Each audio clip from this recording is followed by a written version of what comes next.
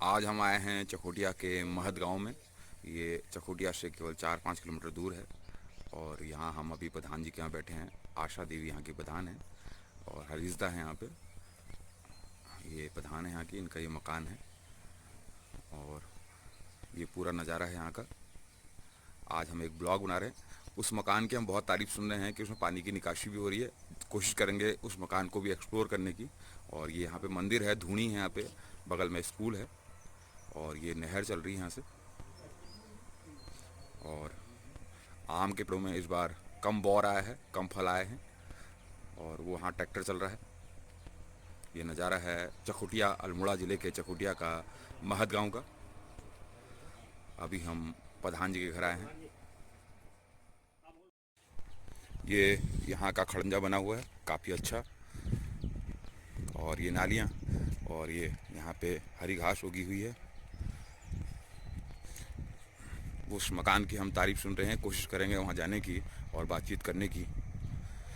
अभी हम चकोटिया के महत गांव में हैं और ये नज़ारा आप देख रहे हैं पूरा। आजकल खेतों का काम चल रहा है, ट्रैक्टर चल रहा है सामने। और ये मंदिर है यहाँ का, धूनी है। ये नज़ारा है खूबसूरत सा। काफ़ी धीमी धीमी हवा चल रही है, थोड़ा सा उमस वाली गर्मी भी है। मौसम का हाल भी बता दूं आपको, हल्की सी उमस है लेकिन पहाड़ में प्रकृति, नेचर है। ये एक और मंदिर यहाँ पे दिख रहा है।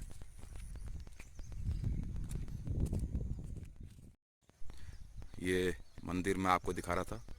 और ये प्रधान जी का पीला वाला मकान, अभी हम यहीं से आए थे। और ये पूरा नज़ारा प्रकृति का।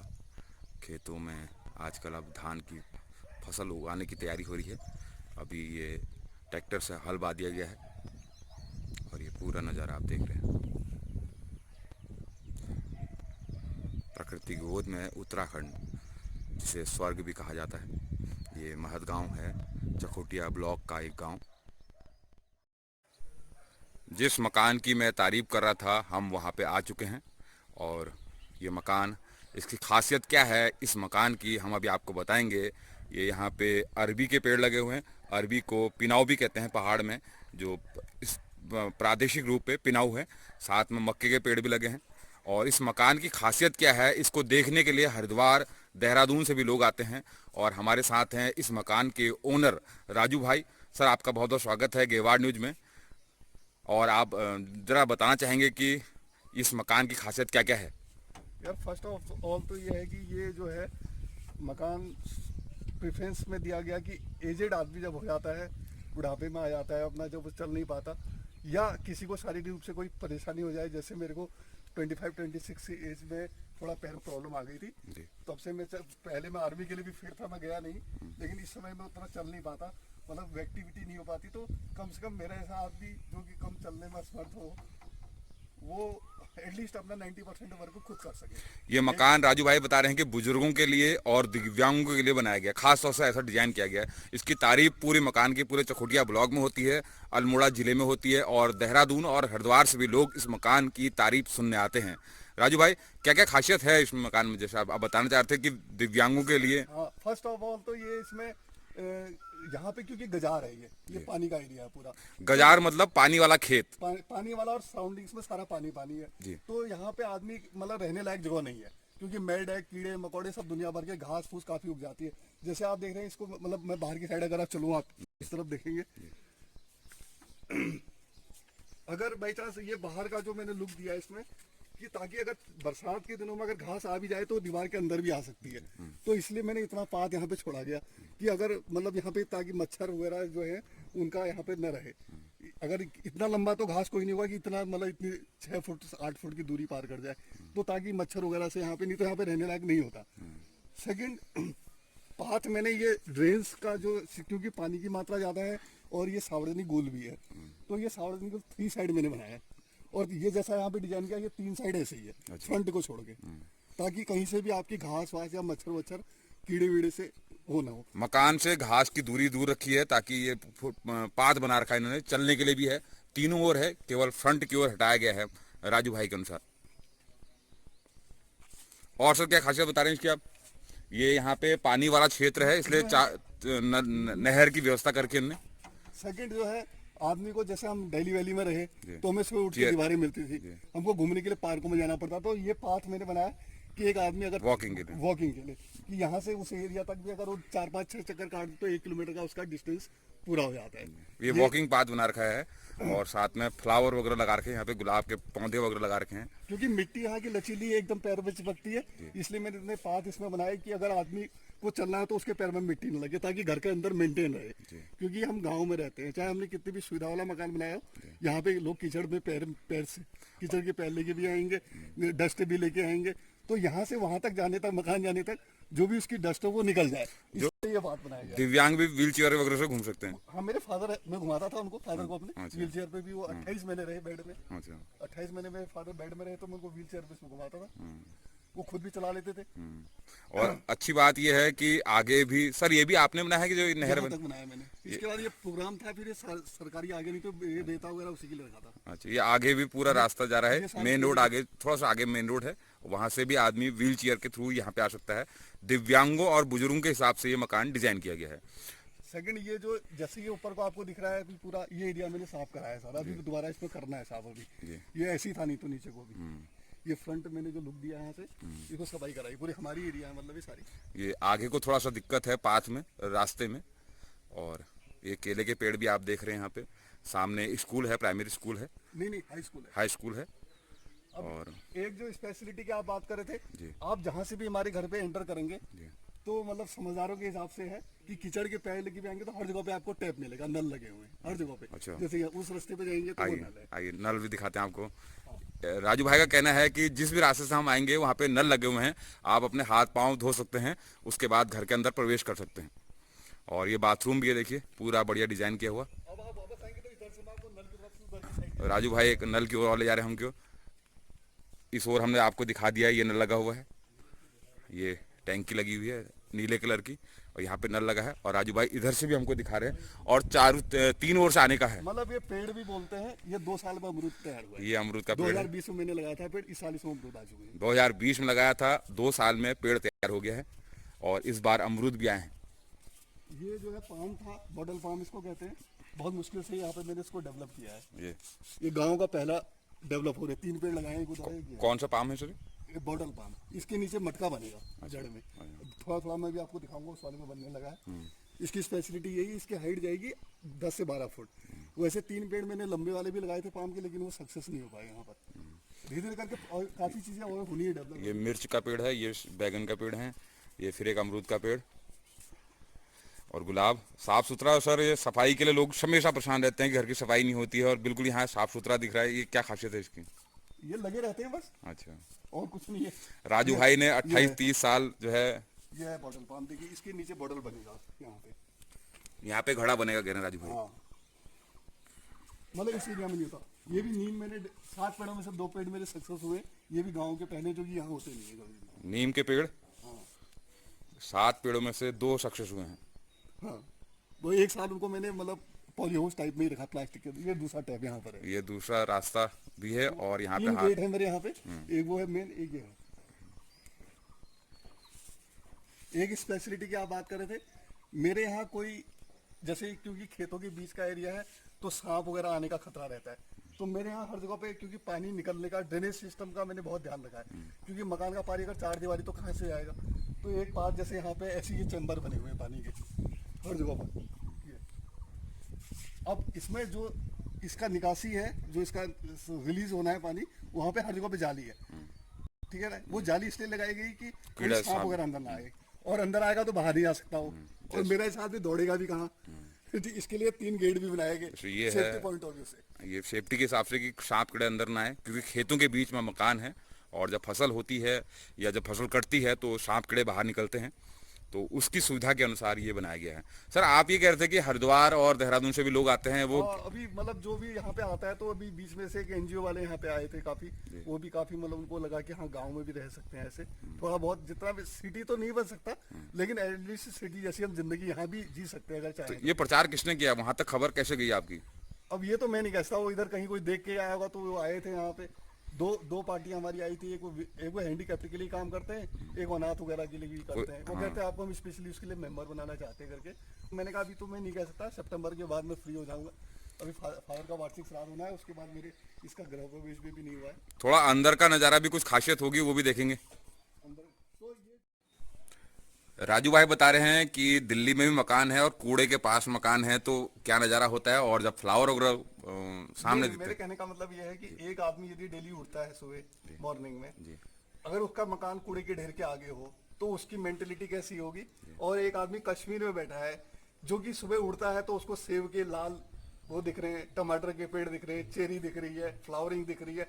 तो दोनों की स्टार्टिंग में जब मॉर्निंग आवर्स होते हैं उसमें आदमी दिन भर के लिए सोचता है, तो उस समय उनकी सोचों में कितना फर्क है। एक आदमी वो होता है जिसको कि सुबह जाके बकरी का हलाल करना है, उसकी मेंटेलिटी कैसी होगी।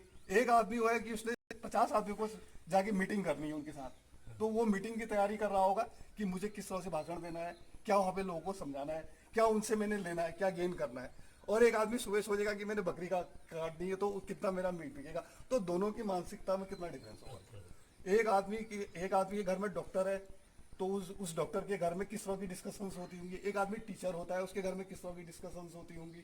ठीक है कि एक आदमी चार्टर्ड अकाउंटेंट है उसके घर में किस तरह की डिस्कशन। एक आदमी पंडित है सपोज, उसको दिन भर ब्राह्मणगिरी करनी है। तो हर प्रोफेशन का एक अलग अलग अलग सोच है। तो उससे हमारे घर की जो स्टैंडर्ड है ना उसमें बहुत फर्क पड़ता है मेंटेलिटी से। कि हम सुबह क्योंकि घर के अंदर का माहौल ही उस टाइप का हो जाता है ना, वो उसी टाइप की डिस्कस हो रही होती है। यहाँ पे भी एक हेडपम्प बना हुआ है, हैंडपंप भी है, टैप भी है। और यहाँ से भी रास्ता, वहाँ से अगर आप आएंगे तो हाथ पाँव धो सकते हैं।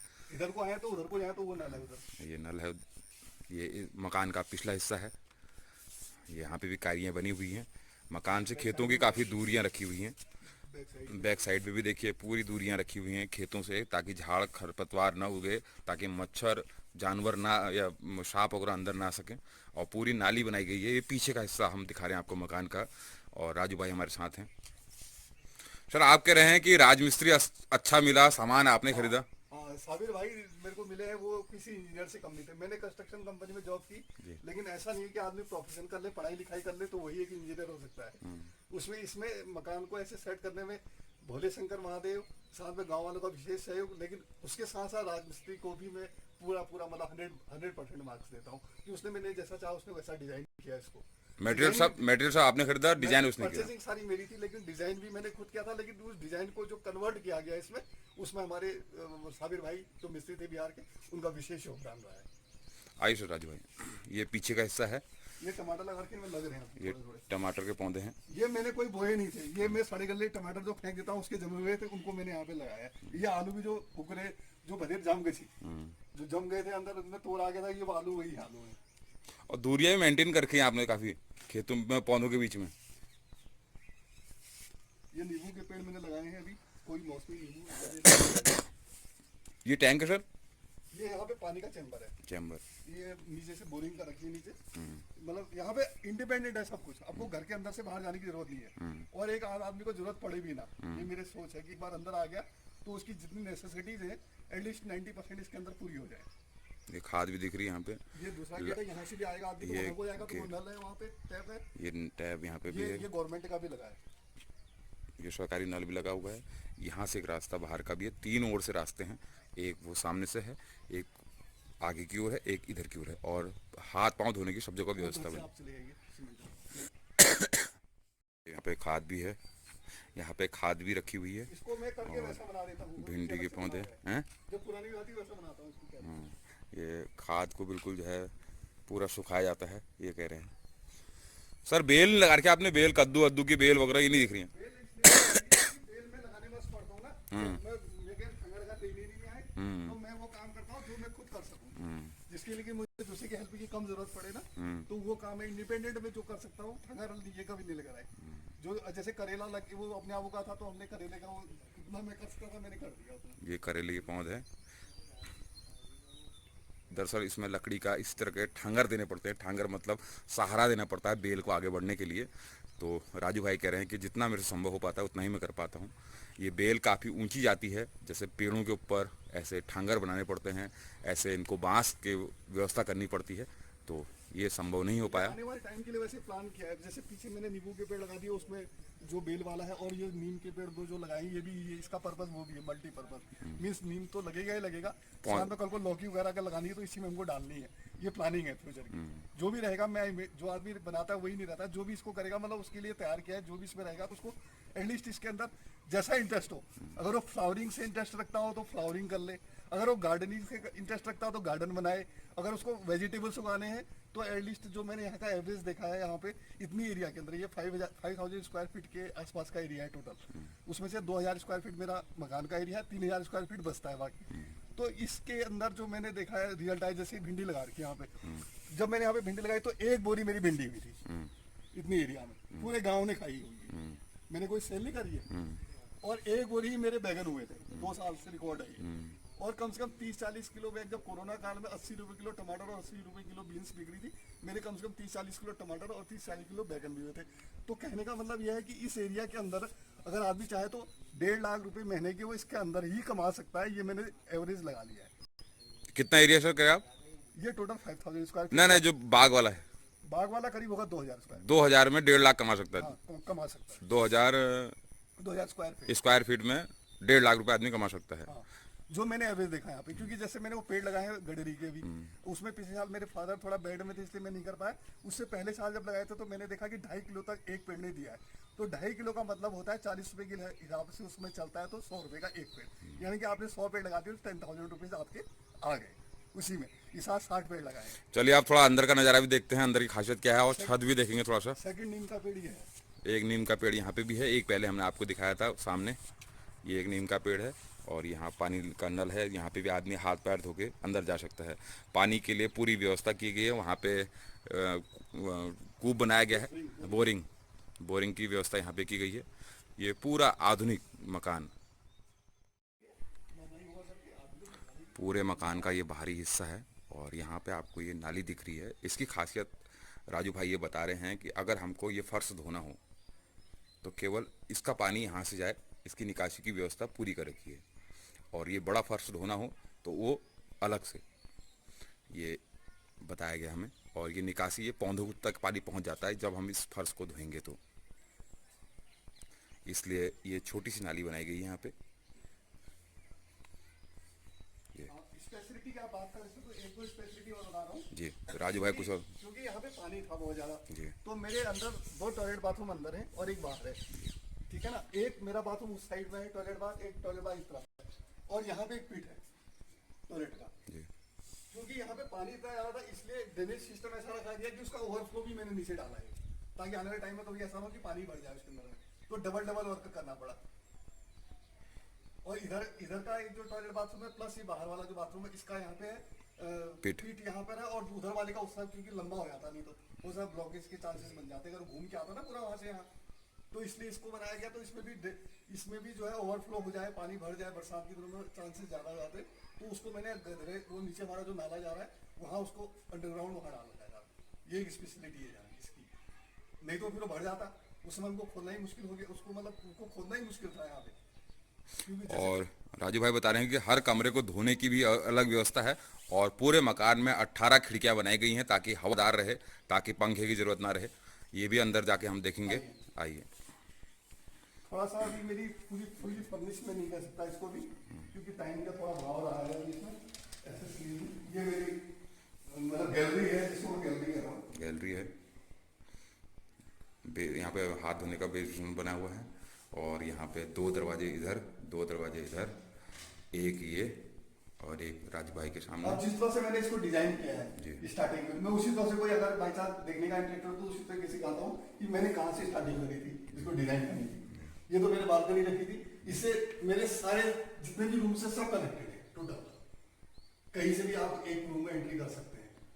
मतलब मल्टीपर्पज को बनाया गया है। अगर हर रूम को आप अगर सेपरेट बनाना चाहो तो सेपरेट भी कर सकते हो, हर रूम को अगर कॉमन बनाना चाहो तो कॉमन भी कर सकते हो, जैसे आपकी रिक्वायरमेंट है उस प्रोसेस को रखा गया है। चलिए दरवाजा खुल गया है, ये मेरा ड्राइंग रूम है। ये ड्राइंग रूम है। इसमें अभी कुछ फुल्ली फर्निश नहीं हुई है, एक्सेसरीज सारी आई हुई है, लेकिन अभी क्योंकि पूरा फर्निश नहीं हुआ है, जैसे इसमें भी टीवी फिट नहीं हुआ है, कुछ डेकोरेटिव चीजें लगनी थी वो नहीं लग पाई है, वो ला के रखी हुई है सारी। लाके रखिए। लेकिन मैं चाहूंगा कि ललित भाई आज आएगा तो कभी ये जब फुली फर्निश हो जाए तो इसमें जरूर आएगा। ये एक दरवाजा भी है जिससे हम बाहर से एटलीस्ट गृह प्रवेश बाद मेरे तरफ से स्पेशली इनवाइटेड है, उस दिन आपको फुल्ली फर्निश मिलेगा ये। जैसे अभी कहीं पर्दे नहीं लगे, कर्टेन्स नहीं लगे, अभी टीवी फिट नहीं हुआ है, टीवी आ चुका है, लगा नहीं है। और डेकोरेशन की कुछ चीजें लगनी थी जो रूम्स में ड्राइंग रूम्स में मैं चाहता था लग जाए।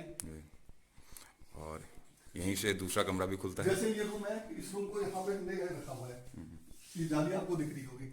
इस रूम को धोने की सुविधा है, यहाँ से पानी आपका एग्जिट हो जाएगा। अगर आप केवल इस रूम को धोना चाहते हैं, धोने से मतलब नहीं है मेरा, मतलब ये है कि अगर बाई चांस अगर आदमी झाड़ू भी नहीं लगाना चाहे तो एक पाइप लेके इसकी धुलाई कर दे और वाइपर से पानी निकाल दे, तो उसको धोने की मतलब झाड़ू लगाने की जरूरत है, क्योंकि डस्ट तो उतनी होती नहीं है।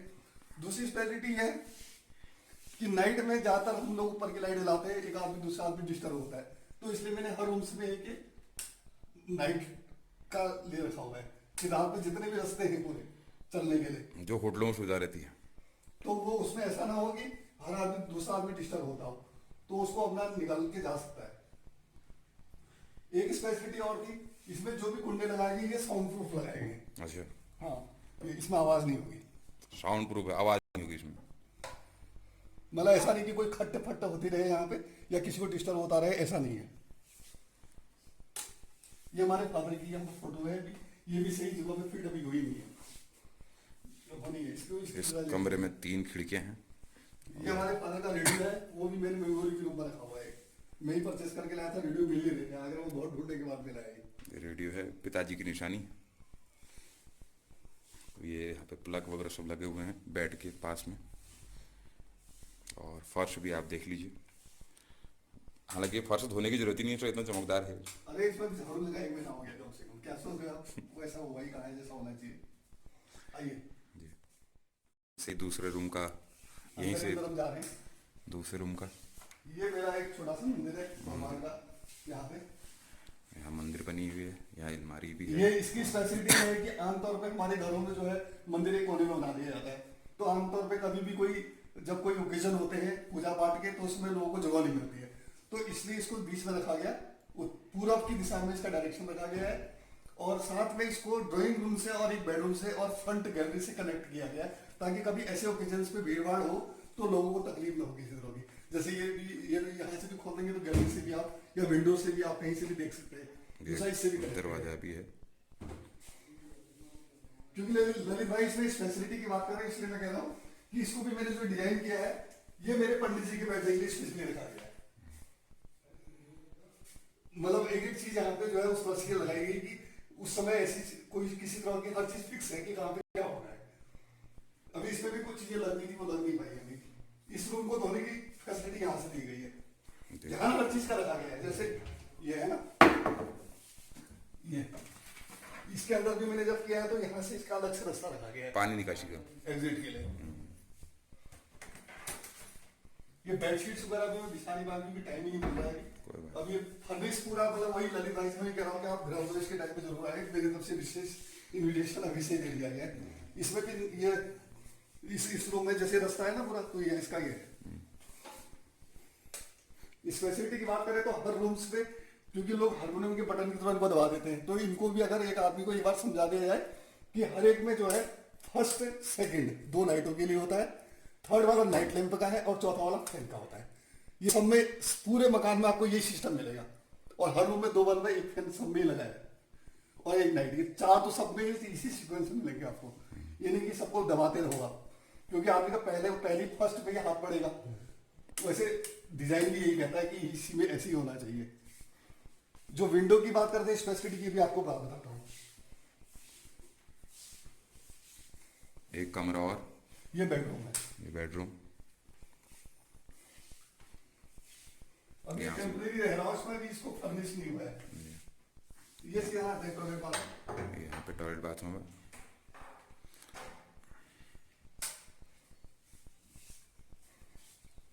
ये बुढ़ापे के लिए होता है। जैसे मेरे फादर थे तो ये बेड भी बनाए गए, तो ये मल्टीपर्पज बेड है, ये ही बनेगा। इसको आप सिंगल करना चाहे तो दोनों को अलग अलग कर दीजिए, जोड़ दे तो डबल बेड हो गया। मेरे फादर इसी में एक्सपायर हुए, 8 महीने मैंने उनकी सेवा इसी बेड में करी। एक बेड उधर को कर दिया तो एक वो रहते थे, एक वो रहते थे, एक वो में रहता था, एक वो रहते थे, तो साथ में उनको जो भी उनकी, क्योंकि बेड में थे तो उनकी जो भी सेवाएं उनको जरूरत होती थी, वो मेरे यहाँ पे बाथरूम था, उसमें गर्म पानी ठंडे पानी सभी की सुविधाएं हैं। तो उस हिसाब से इसका जो है पार्क यहाँ पे है भाई साहब, पानी का जो धोने का।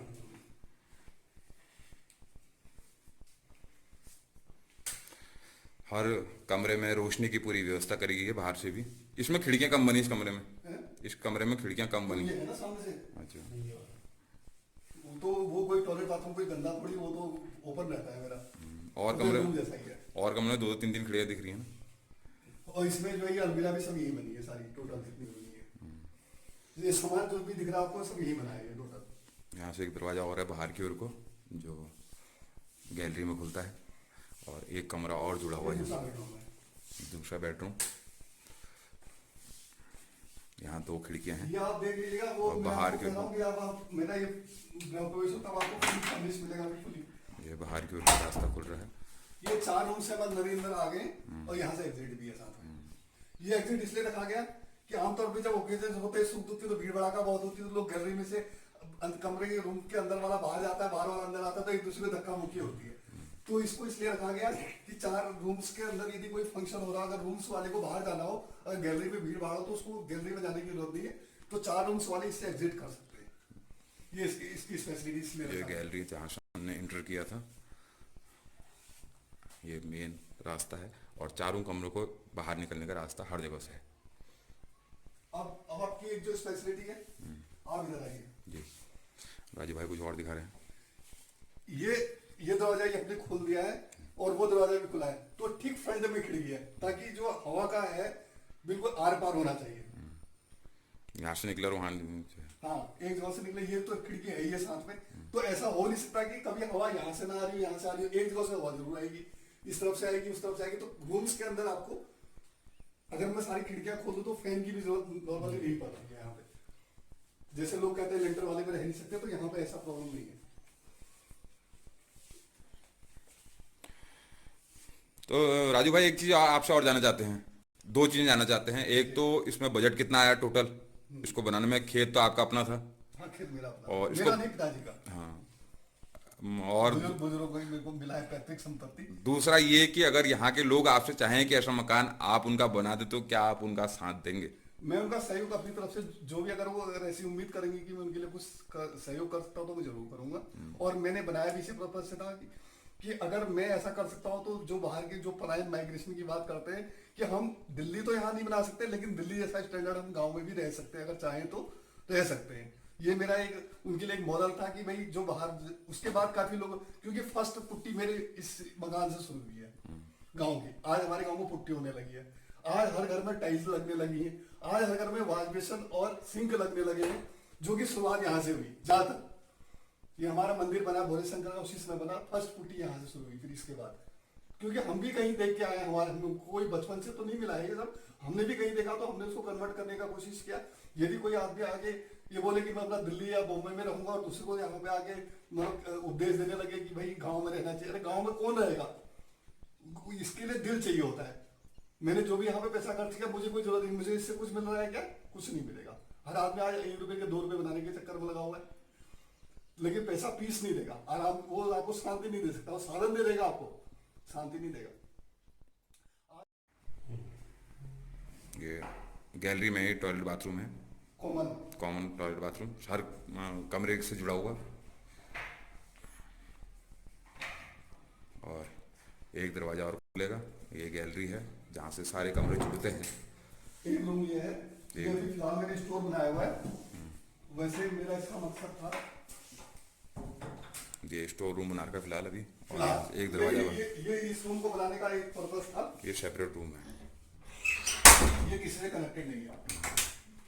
यहाँ पे आप बैठिए, जी बैठिए भाई साहब, रसी यहाँ पे। अब यहाँ पे आपको कैसा लगता है इस रूम को बैठ के? आप ये मेरे को बताओ, कुछ खास लगता है यहाँ पे? तो ये रूम जो है स्पेशली 3 पर्पस से बनाया गया है। फर्स्ट पर्पस था कि भविष्य में मैं ही नहीं रहूंगा, भविष्य में कोई रहता है इसके अंदर, कोई बच्चा अगर अच्छा पढ़ने वाला हो, जिसकी इच्छा हो पढ़ने की, तो उसका स्टडी रूम है, सेपरेट रूम है। क्योंकि यहाँ का लुक इस टाइप का है कि उसको पीस मिलेगा इसके अंदर में। सेकंड, यदि कोई मेडिटेशन करना चाहता हो, तो उसके लिए मेडिटेशन बन जाए, इसमें थोड़ी सी फोटोज टाइप के लग जाए, पढ़ने वाले बच्चा हो तो उसके हिसाब से सामान लगे, और अगर मेडिटेशन वाला है तो तीसरा, क्योंकि हम लोग कुछ ड्रिंक्स करने वाले वाले लोग भी आते हैं, पार्टी शार्टी वाले भी आते हैं, तो ये रूम उसके लिए बैठा कि कभी उस टाइप का अगर इन्वायरमेंट हो तो उसके लिए भी ये तैयार है, क्योंकि ये किसी से कोई डिस्टरबेंस नहीं है। उनको पानी चाहिए होता है तो पीछे हैंडपंप है, इसी दरवाजे से जाए, तो गैलरी वाले और रूम्स वाले को कुछ पता नहीं है कि कहाँ यहाँ क्या हो रहा है।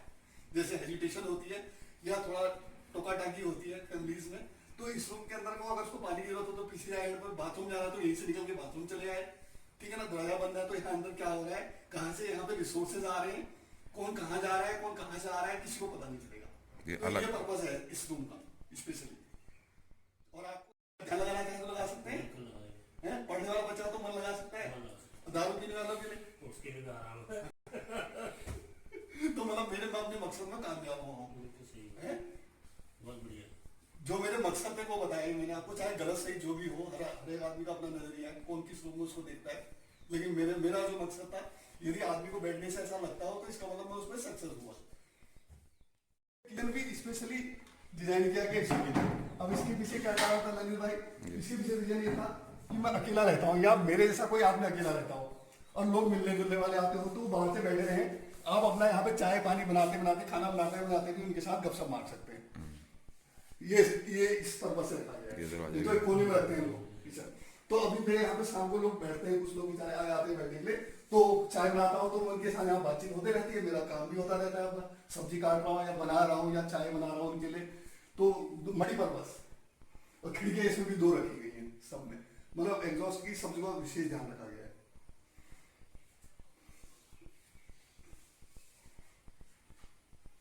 थोड़ा मोटा मोटा खर्चा बता दीजिए, बस इतना ही आपसे आखिरी सवाल। खर्चा यदि कहा जाए तो मतलब थोड़ा सा, क्योंकि पहाड़ का है, सभी लोग समझते हैं कि यहाँ पे करीब करीब जो मेरा एवरेज रहा है उस हिसाब से दिल्ली या वाली जैसी सिटी की या कहीं सिटी की बात करें तो उसके करीब करीब यहाँ पे 50% ज्यादा लग जाता है। मतलब अगर जहाँ जो मकान वहाँ पे 7.5 लाख में बनता है, करीब करीब मान के चलो यहाँ 10-11 तक पहुंच जाएगा, क्योंकि ट्रांसपोर्टेशन ज्यादा है। 100-150 रुपये 50 तक मेरा माल आया, तो मोटा मोटी यदि मकान की एवरेज की ललित भाई ने पूछा है तो अगर टोटल मकान की बात करी जाए तो 65 लाख के आसपास इसमें लग गया, ठीक है ना। और मेरा टोटल 80+ इसमें लग गया सारे में, क्योंकि बाहर की सराउंडिंग्स को मिलाते हैं। सारा ड्रेनेज सिस्टम का अगर बात करें, उधर क्या 2 पीढ़ी बनाए गए, 4 दीवारी चारों तरफ की गई है, ड्रेन चारों तरफ बनाए गए, ठीक है ना। उसके बाद फुटपाथ भी बनाया गया, तो और अंदर जो बेड वेड सब लगे, फ्रिज आया, ये सब कुछ अगर मैंने अपने अकाउंट का हिसाब लगाया तो 80 लाख के आसपास इसमें टोटल सब चीजों में मिला के।